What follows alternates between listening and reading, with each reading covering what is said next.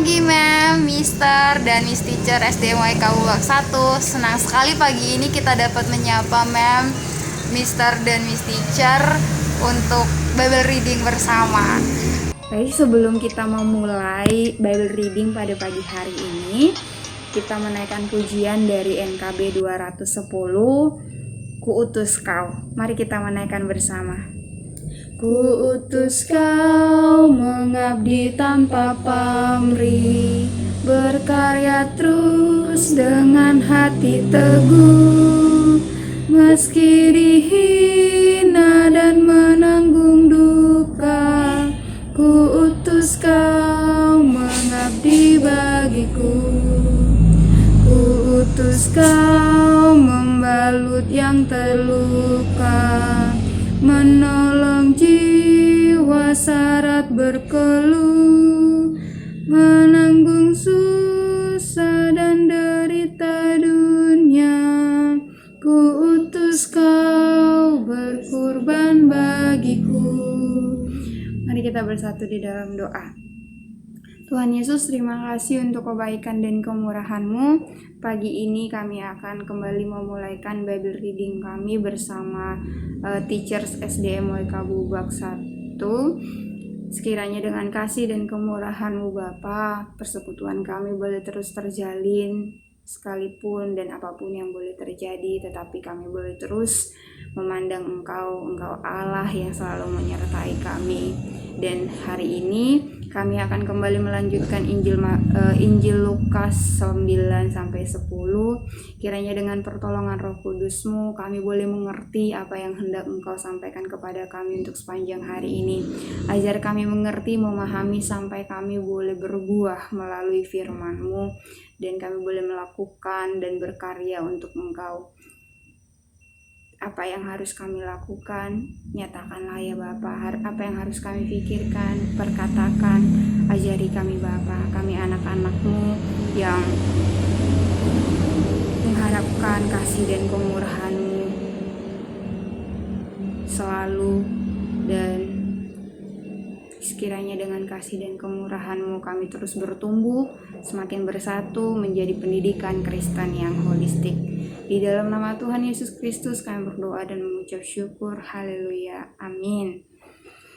Jadi kita akan melanjutkan, kita akan memulaikan pembacaan Injil Lukas 9-10 pada pagi hari ini. Sekiranya Mem, Mister, dan Mister Teacher juga boleh mengambil waktu untuk berdiam diri bersama Tuhan, bersama firman-Nya, dan merenungkan bersama. Saya akan membacakannya untuk kita. Yesus mengutus ke-12 murid. Maka Yesus memanggil ke-12 murid-Nya, lalu memberikan tenaga dan kuasa kepada mereka untuk menguasai setan-setan dan untuk menyembuhkan penyakit-penyakit. Dan Ia mengutus mereka untuk memberitakan kerajaan Allah dan untuk menyembuhkan orang. Katanya kepada mereka, jangan membawa apa-apa dalam perjalanan. Jangan membawa tongkat atau bekal, roti atau uang, atau 2 helai baju. Dan apabila kamu sudah diterima dalam suatu rumah, tinggallah di situ sampai kamu berangkat dari situ. Dan kalau ada orang yang tidak mau menerima kamu, keluarlah dari kota mereka dan kebaskanlah debunya dari kakimu sebagai peringatan terhadap mereka.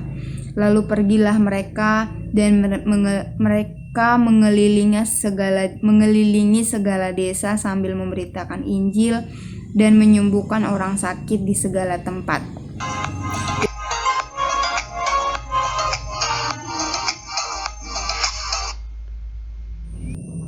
Yesus mengutus 70 murid. Kemudian daripada itu Tuhan menunjuk 70 murid yang lain, lalu mengutus mereka berdua-dua mendahulinya ke setiap kota dan tempat yang hendak dikunjunginya. Katanya kepada mereka, tuaian memang banyak, tetapi pekerja sedikit. Karena itu mintalah kepada Tuan yang mempunyai tuaian, supaya Ia mengirimkan pekerja-pekerja untuk tuaian itu. Pergilah, sesungguhnya aku mengutus kamu seperti anak domba ke tengah-tengah serigala. Janganlah membawa pundi-pundi atau bekal atau kasut jangan memberi salam kepada siapapun selama kamu dalam perjalanan. Kalau kamu masuki suatu rumah, katakanlah lebih dahulu, damai sejahtera bagi rumah ini. Dan jikalau di situ ada orang yang layak menerima damai sejahtera, maka salammu itu akan tinggal atasnya. Tetapi jika tidak, salammu itu kembali kepadamu. Tinggallah dalam rumah itu, makan dan minumlah apa yang diberikan orang kepadamu, sebab seorang pekerja patut mendapat upahnya. Janganlah berpindah-pindah rumah.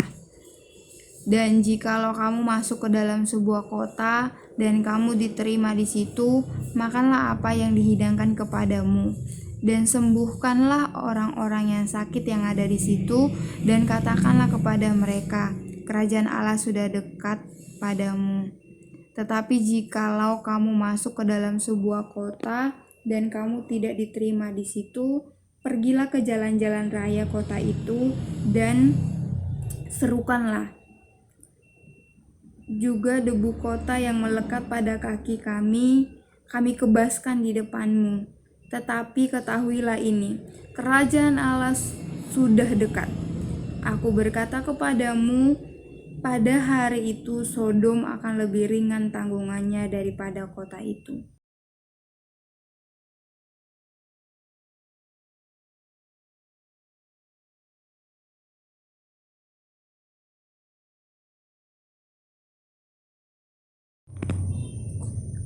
Orang Samaria yang murah hati. Pada suatu kali berdirilah seorang ahli Taurat untuk mencoba Yesus, katanya, "Guru, apa yang harus kuperbuat untuk memperoleh hidup yang kekal?"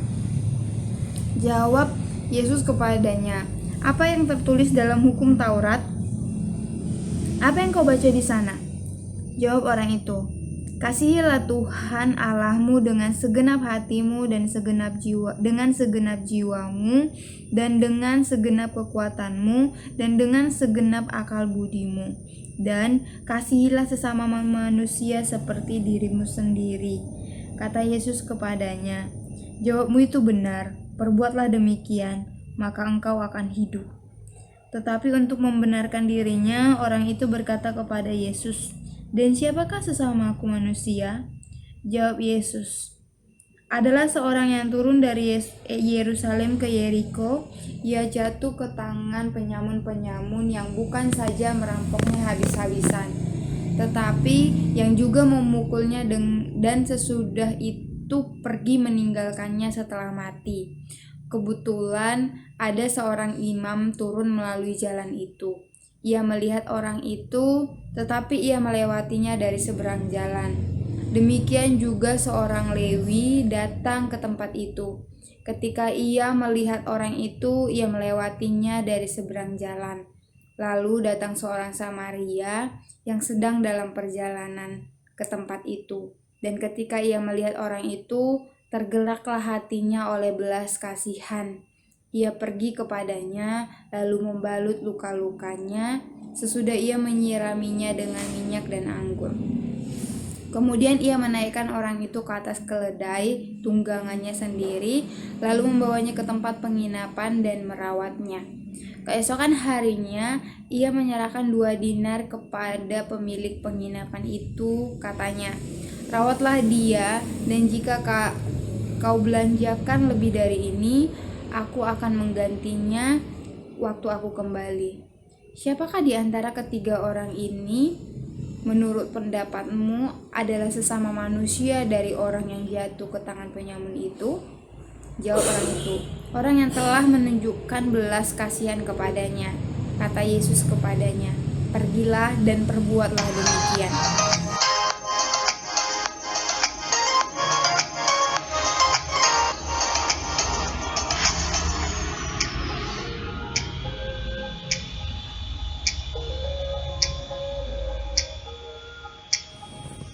Baik, yang saya pelajari dari pembacaan Injil Lukas 9 dan 10 hari ini adalah yang pertama, bagaimana Yesus mengajar murid-muridnya dengan membuat murid-muridnya merasakan sendiri apa yang hendak Tuhan Yesus ajarkan.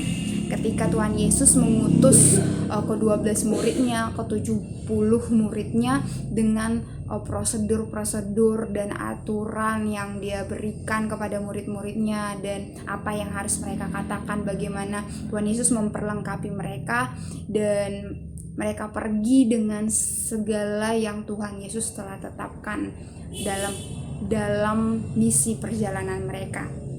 Dari bagian ini saya belajar bahwa Tuhan Yesus mengajar dengan membuat kita mengalami apa yang mau Tuhan ajarkan dalam hidup kita. Saya pribadi merasakan bagaimana Tuhan Yesus mengajarkan saat hari demi hari itu dengan pengalaman bersama Tuhan. Kemudian yang kedua, Tuhan Yesus mengajar dengan memancing imajinasi orang yang mendengarkannya. Sewaktu ahli Taurat mencobai Tuhan Yesus dengan bertanya mengenai hidup yang kekal, Tuhan Yesus kembali bertanya. Jadi cara Tuhan Yesus mengajar dengan bertanya, dan kemudian orang ahli Taurat itu mengeluarkan apa yang ada di dalam dirinya. Jadi dari sini saya kembali belajar bahwa gaya Tuhan Yesus mengajar itu dengan menggali apa yang ada di dalam diri seseorang dan memvalidasinya. Setelahnya Tuhan Yesus memvalidasi waktu Ia mengatakan, benar yang kamu katakan itu gitu.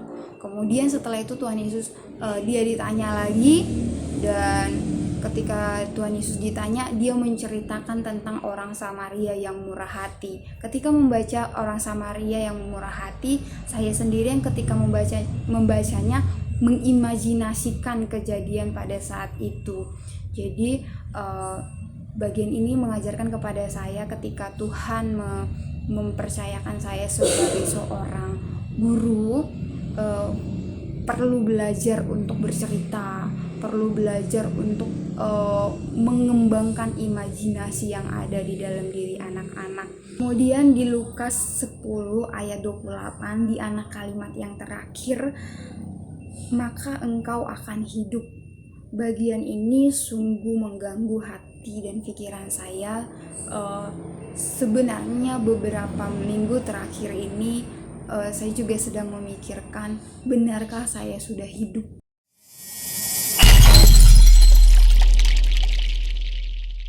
Ketika Tuhan Yesus menceritakan tentang orang Samaria ini, saya semakin mengerti hidup yang sesungguhnya. Bagaimana Tuhan ingin kita hidup dan dipakainya untuk membawa hidup kepada murid-murid kita atau siapapun yang Tuhan percayakan ada di hidup kita. Sekiranya kita terus hidup di dalam Tuhan, mengalami kehidupan, hidup yang benar-benar hidup. Terima kasih, demikian yang bisa saya sampaikan. Tuhan Yesus memberkati. Mari kita tutup di dalam doa.